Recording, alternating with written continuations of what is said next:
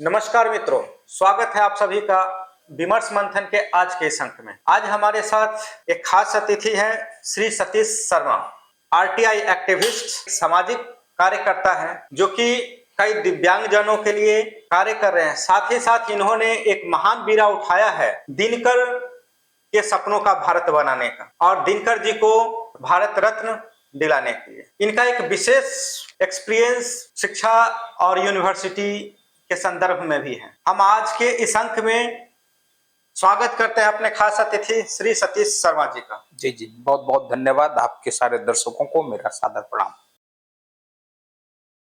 शर्मा जी, हम देखते हैं कि बिहार में जो है खासकर यूनिवर्सिटीज की अगर हम बात करें तो अक्सर सेशन लेट होते हैं। 3 साल के जो कोर्सेस है वो 5 साल तक चले जाते हैं। इससे कई बार छात्रों को कई सारे नुकसान उठाने पड़ते हैं। तो ऐसा क्यों हो रहा है? आपका सवाल बिल्कुल सही है और बिहार के छात्र जो है इससे जूझ रहे हैं, इन समस्याओं से। देखिए, इस पर हम 3 बातों को जो है आपके दर्शकों को बताना चाहेंगे। सबसे पहला बात यह है कि वीसी का चयन, कुलपति का चयन, रजिस्ट्रार यानी कि कुल सचिव का चयन और कंट्रोलर ऑफ एग्जामिनेशन यानी कि परीक्षा नियंत्रक का चयन, ये 3 लोगों का जो चयन है वो चयन में कहीं ना कहीं कुछ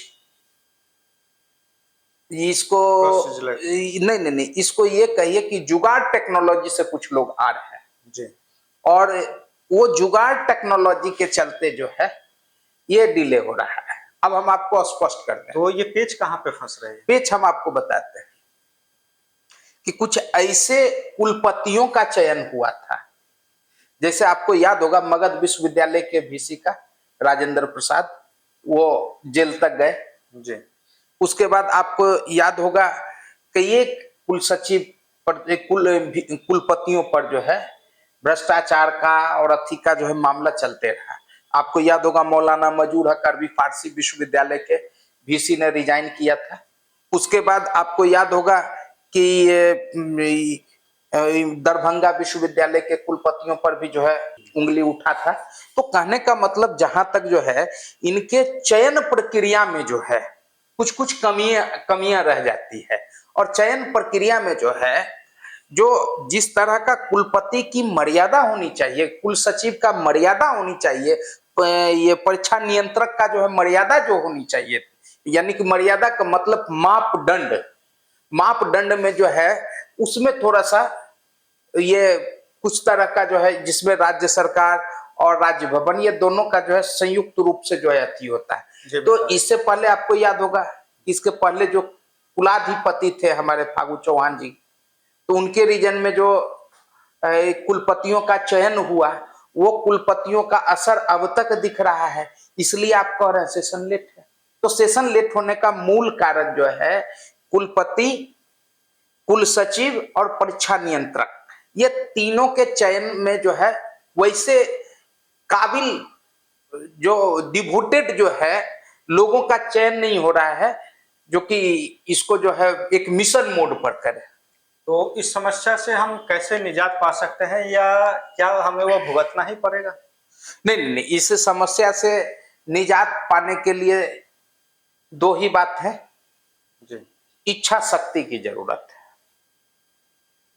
बिना इच्छा शक्ति का आप नहीं हो सकते।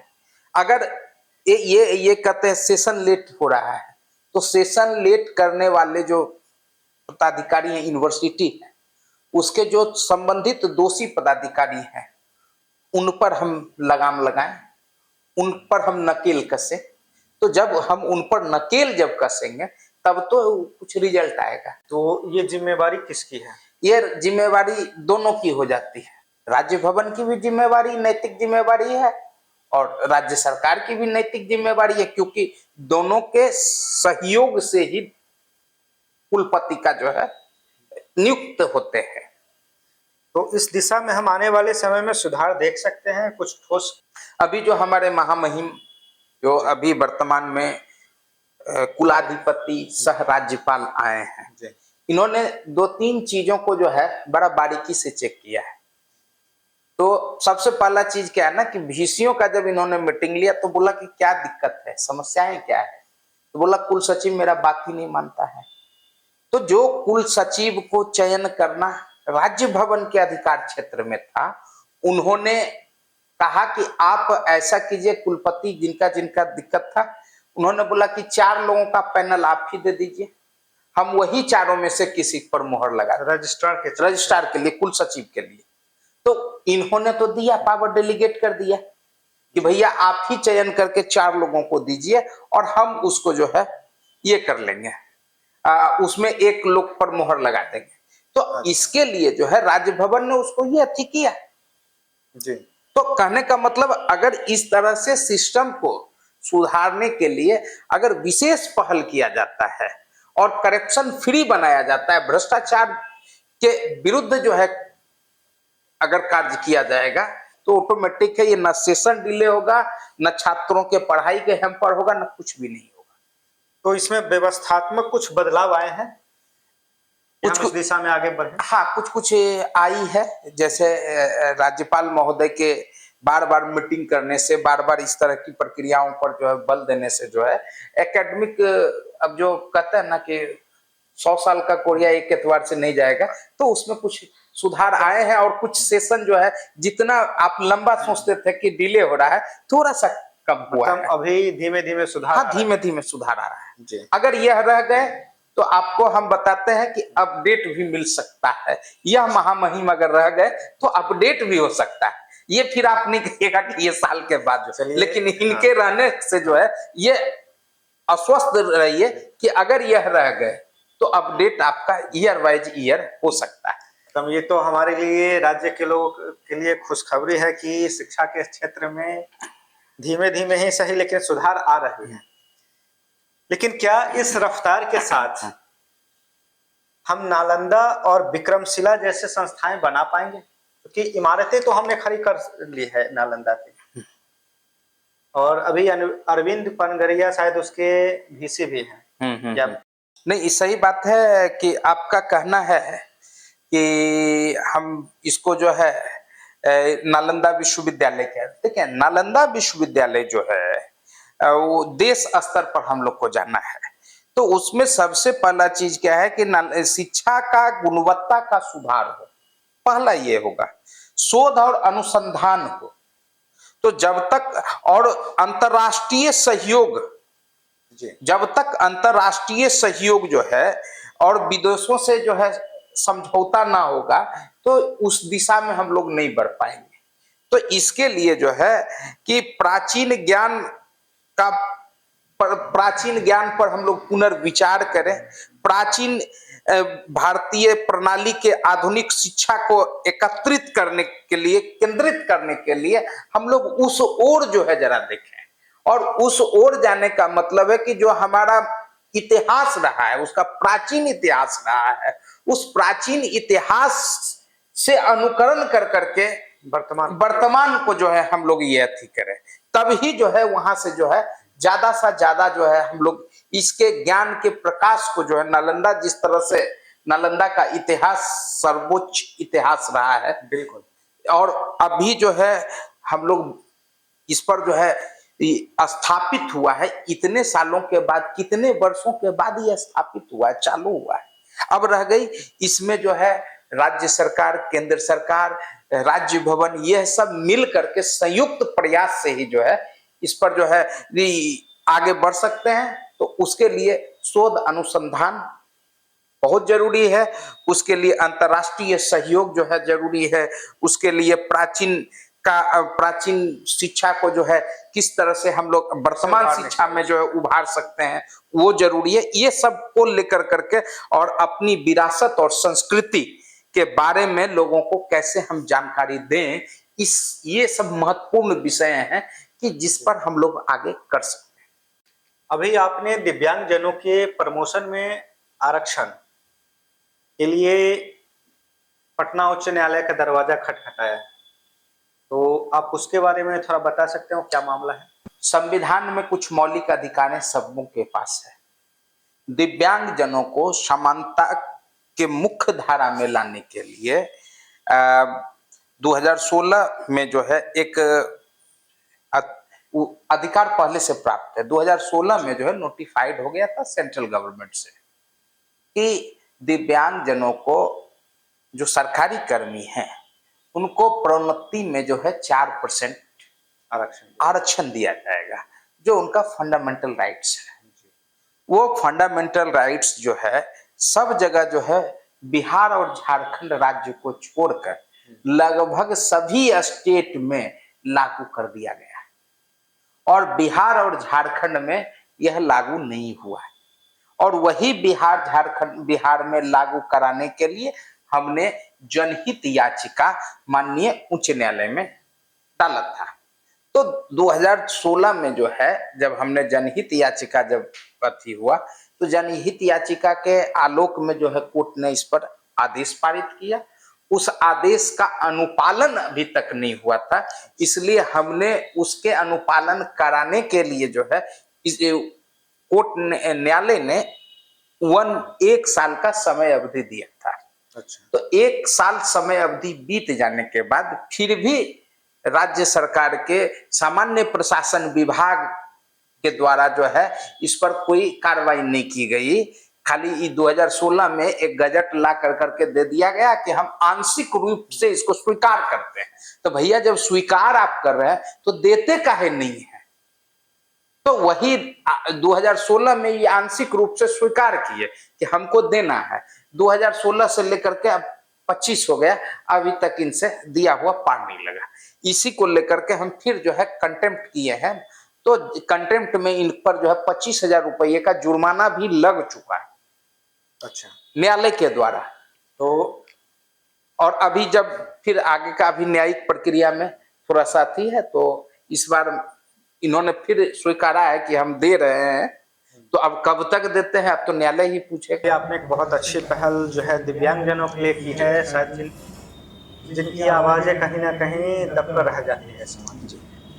आप एक और आपने एक बड़ा बीड़ा उठाया है दिनकर के सपनों का भारत बनाने। दिनकर को तो पूरा देश जानता है, पूरा दुनिया जान रहा है, लेकिन क्या खास बातें हैं जिसको आप जन जन तक लेकर जाना चाह रहे हैं? देखिए, मेरा उद्देश्य जो है दिनकर के बारे में कुछ भी करना सूर्य को दिया जलाने के बराबर है।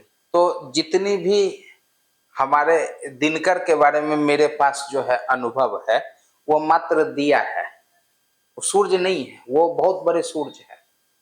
हिंदी साहित्य के उनसे बड़ा कोई सूर्य नहीं हो सकता है जी। जितना बड़ा वो अति है। कोई भी नेता हो या अभिनेता हो, उनके कविताओं में, अपने अभिभाषण में, अपने भाषण में, अपने इंटरव्यू में, या सदन में, या सड़क पर, या फिल्म अभिनेता जो है, उनके शब्द, उनके कविताओं के बिना किन्हीं का जो है शब्द पूरा नहीं होता है। उनका जो है वो जो स्पीच जो है उसका पूरा नहीं हो पाता है। तो हम दिनकर जी के बारे में जो है, दिनकर जी को सब लोग कहते हैं राष्ट्र कवि हैं। तो राष्ट्र कवि को भारत रत्न क्यों नहीं? जी। मेरा सबसे पहला चीज है कि दिनकर जी राष्ट्र कवि हैं। राष्ट्र कवि और राष्ट्रपिता दो ही लोगों के साथ जो है राष्ट्र जुटा है। बिल्कुल। राष्ट्रपिता महात्मा गांधी, राष्ट्र कवि रामधारी सिंह दिनकर। तो राष्ट्र कवि को जो है भारत रत्न जो सर्वोच्च सम्मान है वो क्यों नहीं? बिल्कुल, उन्हें भारत रत्न तो डिजर्व करते ही हैं, लेकिन जहां तक दिनकर के सपनों का भारत बनाने की बात है, तो आज जहां हम देखते हैं कि लिटरेचर कहीं ना कहीं लोगों के जीवन से बाहर जाता जा रहा है, उसकी जगह वोकेशनल कोर्सेस ने ले रखा है, और स्वाभाविक है जीविका के लिए वो आवश्यक भी है। एक समय 1854 की उड्स डिस्पैच रिपोर्ट है बिहार के संदर्भ में कि उत्तर बिहार के हर गांव में लाइब्रेरी हुआ करता था, जबकि आज के अगर हम बिहार को देखते हैं तो हम उस परिस्थिति में आज नहीं हैं। तो बिना लाइब्रेरी के, बिना लिटरेचर को पढ़े लोग दिनकर तक कैसे पहुंच पाएंगे? क्या मौजूदा राज्य सरकार का भी लक्ष्य है कि इस संदर्भ में हर गांव में लाइब्रेरी बनाया जाए? तो ये कार्य कहां तक पहुंच पाया है और आपको क्या लग रहा है कि ये कितना कारगर होगा? आप बहुत अच्छी बात कहे थे 1854 के जी। संदर्भ में। 1854 के संदर्भ में जो है मैं बहुत ज्यादा तो नहीं कर सकता हूं, लेकिन 3 बातें मैं बहुत प्रमुखता से बताना जी। चाहता हूं। पहला था कि पुस्तकों का अगर संग्रह कहीं होगा, पुस्तकों के संग्रह को ही पुस्तकालय हम लोग कहते हैं। जी। तो पुस्तकालय जहां होगा तो पुस्तकालय में बहुत तरह का पुस्तक वहां पर होंगे। तो वह पुस्तक क्या होगा, तो वह पुस्तक कौन पढ़ेंगे? छात्र पढ़ेंगे या शोधार्थी पढ़ेंगे जो शोध करना चाहते हैं। और जब तक पुस्तकालय नहीं होगा तब तक ना ही शोध होगा ना ही अनुसंधान होगा। तो जहां शोध और अनुसंधान और शोधार्थी ये तीनों शब्द सिर्फ एक जगह पर टिका हुआ है, वो है पुस्तकालय। और वही बात है कि अगर पुस्तकालय नहीं होगा तो एक अच्छे समाज का निर्माण नहीं हो सकता, एक अच्छे व्यक्तित्व का निर्माण नहीं हो सकता है, एक अच्छे संस्कार का निर्माण नहीं हो सकता है। अपनी सभ्यता और संस्कृति के बारे में हम लोग बता नहीं पाएंगे। तो अपनी विरासत को अपने विरासत के आईना को दिखाने के लिए ही तो हम लोग को पुस्तकालय जरूरी है। तो वही दिनकर जी पर अगर आप आते हैं तो अभी दिनकर जी की कई एक रचनाएं हैं, तो सब इधर उधर रखा हुआ। जी। किसी व्यक्ति के पास दिनकर जी की सारी रचनाएं हो सकती है, बहुत संभव कम है, परसेंटेज कम होगा। तो अगर पुस्तकालय अगर है तो दिनकर जी की लगभग पुस्तकें अगर वहां रहेगी तो आप देखेंगे कि उससे सामाजिक चेतना, समाज हित का जो संदेश जो उन्होंने दिया है, जिसके लिए उनको राष्ट्र कवि की उपाधि मिली है, तो ये क्या होगा, कहां से पढ़ने से आएगा? वो लाइब्रेरी से ही आएगा, पुस्तकालय से ही आएगा। बार बार आए दिन आप भी हम भी जो है पेपर में पढ़ते हैं कि अब लाइब्रेरियन का बहाली होने वाला है। जी। तो अब लाइब्रेरियन का बहाली होने वाला है। फिर आता है कि शिक्षा विभाग का जो है ये निकला है कि इतना लाइब्रेरियन का बहाली होगा। तो भैया हो जाए, लाइब्रेरियन की बहाली हो जाए, लाइब्रेरी में बुक हो जाए, प्रयोगशालाओं का निर्माण हो जाए, वो प्रयोग करवाने वाले व्यक्तियों का चयन हो जाए, तभी तो राष्ट्र और समाज हमारा बढ़ सकता है, आगे शोध कर सकता है। दोनों दोनों बात आप समझिए। अगर लाइब्रेरी होगा तो वहां ज्ञान अर्जित होगा, अगर प्रयोगशाला होगा तो वहां प्रयोग होगा। तो ये दोनों चीज एक दूसरे से बड़ा जी। संबंधित है। तो हम लोग इसमें जो है ये चाहे कि ये अगर होगा, और जो आपने बताया था 1954 की बातें, इस बातों को उठा कर करके अगर देख लीजिए तो इसी से जो है सर्वांगीण विकास होता था। सब लोग जो कहते थे ना कि भारत में जो है क्यों शिक्षा पद्धति डेवलप करती है, तो वही 1954 में जो गांव-गांव में लाइब्रेरी जब हुआ करता था, इसी से जो है डेवलप होता था। ज्ञान खुद लोग जो है अर्जन करते थे और अपनी संस्कृति, सभ्यता, अपनी ज्ञान, अपनी ऊर्जा, अपनी ज्ञान इंद्रियों को नियंत्रित कर करके लोगों के पास जो है वह बातें को जो है लोगों के पास रखते थे। दिनकर जी को आज तक भारत रत्न नहीं मिल पाया, जबकि हम देखते हैं कि कई राजनीतिक कारणों से भी कई लोगों को भारत रत्न मिलते रहे हैं। हालांकि बिहार में तो इस साल चुनाव भी है और बिहार का चुनाव स्वाभाविक है, देश को भी प्रभावित करता है। तो क्या आप उम्मीद करते हैं कि इस साल में दिनकर को मिल सकता है भारत रत्न? हम तो वर्तमान में जीते हैं, भविष्य की चिंता करते हैं। हम तो हमेशा कहते रहते हैं दोनों हाथ झोली फैला कर करके कि चाहे चुनावी बरसात में दो या सुखाड़ में दो, लेकिन दे दो। वह रत्न है, उनको देश रत्न का मोहर दे दो, यानी कि भारत रत्न। दिनकर जी तो आज नहीं है, तो उनके लिए भारत रत्न क्यों चाहिए? ये बड़ा आपने बहुत अच्छा सवाल पूछा है। दिनकर नहीं है, उनको भारत रत्न देने से क्या है? देखिए, दिनकर जी को भारत रत्न अगर मिलता है तो यह भी आपको याद है ना, वो बंगाल वाले को जो मिला था, बंगाल वाले को भी मिला था, तो वो उसके हकदार थे, लेकिन उससे कई एक गुना ऊपर के लोग। साहित्य के क्षेत्र में उतना बड़ा कोई नाम नहीं है। बिल्कुल। हिंदी साहित्य में अगर देखना चाहिए तो हिंदी साहित्य में किसको मिला है। और दिनकर जी का जो है, आप हमको एक बात हम बताते हैं, साहित्य रत्न जो है, आपको हम स्पष्ट कर देते हैं कि राष्ट्र कवि रामधारी सिंह दिनकर को उपाधि जो मिला था, राष्ट्र कवि की उपाधि जो मिला था, राष्ट्रीय चेतना और समाज हित की बात संदेश देने के लिए उनको मिला था। ज्ञानपीठ जो मिला था उर्वशी के लेखन के लिए मिला था। साहित्य पुरस्कार एकेडमी जो मिला था वो संस्कृति के 4 अध्याय के लिए मिला था। और पद्म भूषण भारत के प्रथम राष्ट्रपति ने दिया था।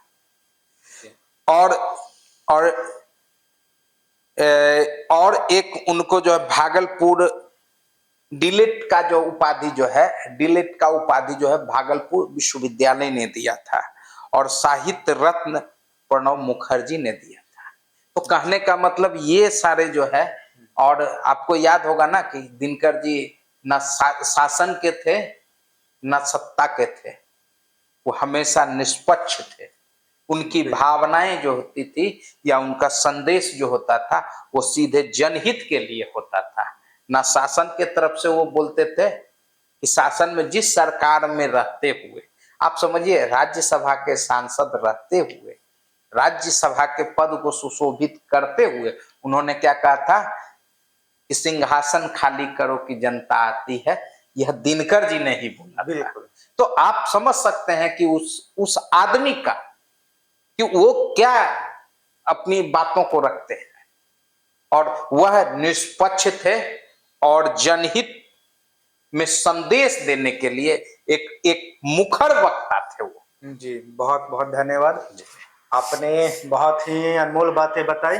आज के इस विमर्श का निष्कर्ष ये है, जो हम देख रहे थे कि बिहार में सेशंस जो है यूनिवर्सिटीज के लेट होते थे और कई सारी समस्या थी यूनिवर्सिटीज में, वो सब एक लंबी बीमारी की तरह थी जो आज भी उसके प्रभाव हैं। इस पर बहुत प्रभावी तो नहीं, लेकिन शायद एक धीमी बदलाव शुरू हो चुकी है, जो कि एक बहुत ही अच्छी बात है। हालांकि ये बदलाव अगर फास्ट हो तो और भी अच्छी होती। जहां तक बात दिनकर जी की है, तो विचार ही कर्म का स्वरूप लेती है और कर्म ही संसार का स्वरूप बदलता है।